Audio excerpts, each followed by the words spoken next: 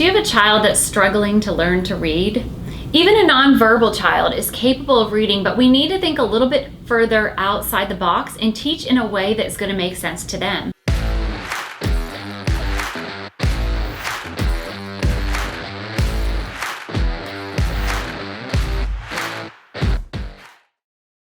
So the very first thing, if you take nothing else, is to remember this: lowercase, okay? Start with lowercase. Do not start with capital letters.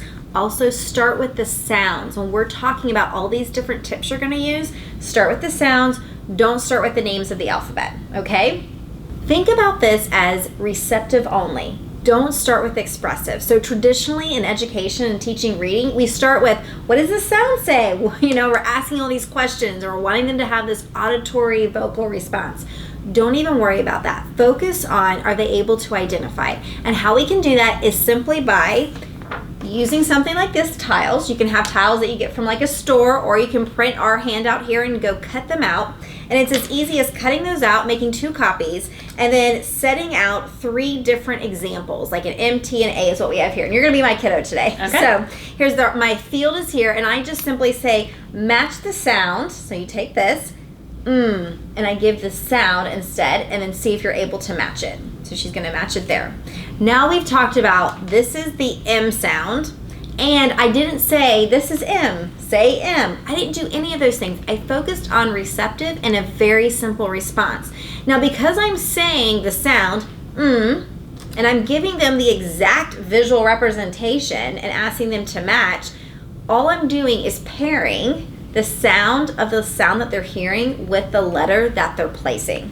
Okay, so here's the next step. Once your child can do that, here's what we're gonna do. We're gonna add a step to this, and we're gonna chain them together so it's back to back, okay? So I'm gonna give this again to Julie. I'm gonna say, match the one that says She's gonna match this one because they're matching. They look exactly the same. And then immediately following, I'm gonna say, give me the one that says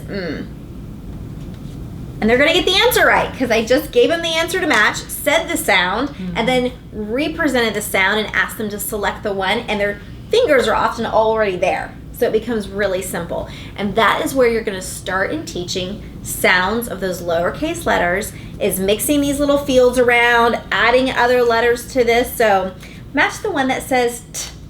That's right, give me the one that says T. Very good, high five, you did it.